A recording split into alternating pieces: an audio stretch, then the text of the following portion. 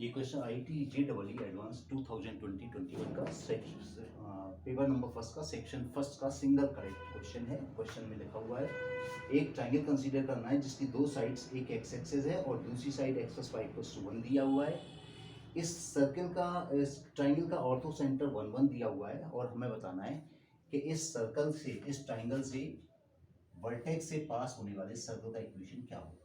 तो हमारे पास ये एक ट्राइंगल दिया हुआ है, इसकी दो साइड्स अपने पास हैं, एक तो x axis means this equation is y = 0 और एक लाइन ये हमने मान ली इसका इक्वेशन है x + y + 1 = 0। ये दो वैल्यूज अपने को दी गई थी। अब हमको ट्राइंगल की इस सर्कल के बाहर से जाने वाले यानी इस ट्राइंगल के वर्टेक्स से जाने वाले सर्कल का इक्वेशन फॉर्म करना है। तो सबसे पहले अपन ट्राइंगल के वर्टाइसेस निकालेंगे। एक वर्टेक्स तो इन दोनों का पॉइंट ऑफ इंटरसेक्शन होगा यानी y = 0 जब अपन इसके अंदर वाले रखेंगे तो हमें मिलेगा x = -1 0। तो इस ट्राइंगल का एक वर्टेक्स तो -1 0 हो गया।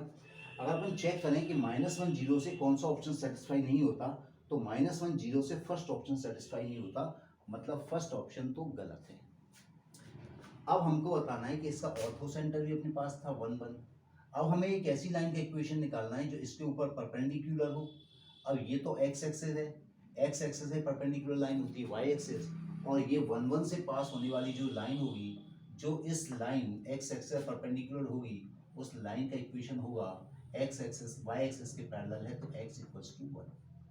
ये जो वर्टेक्स हमारा होगा ये x = 1 का और इस लाइन का पॉइंट ऑफ इंटरसेक्शन होगा, मतलब इसके कोऑर्डिनेट x तो 1 है इस पे, और यदि x = 1 यहाँ सब्स्टिट्यूट कर दिया जाए तो y मिलता है -2।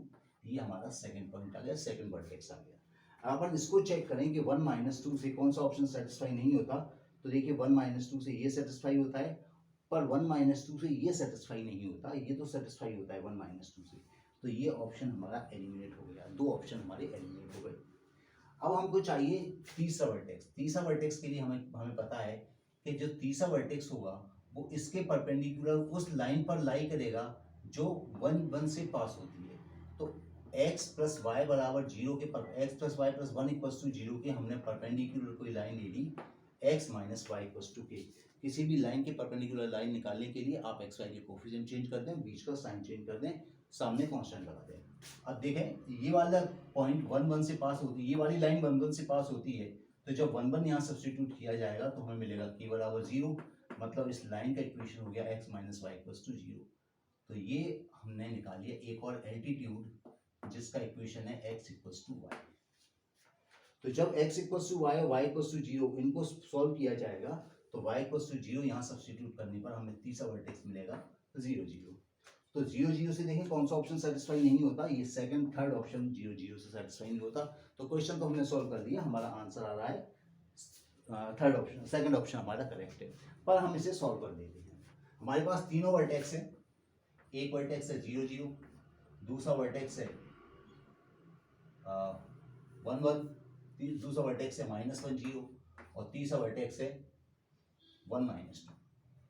हमने मान लिया कि सर्कल का ये जनरल इक्वेशन है, सर्कल का इक्वेशन ले लिया x² + y² + 2gx + 2fy + c = 0।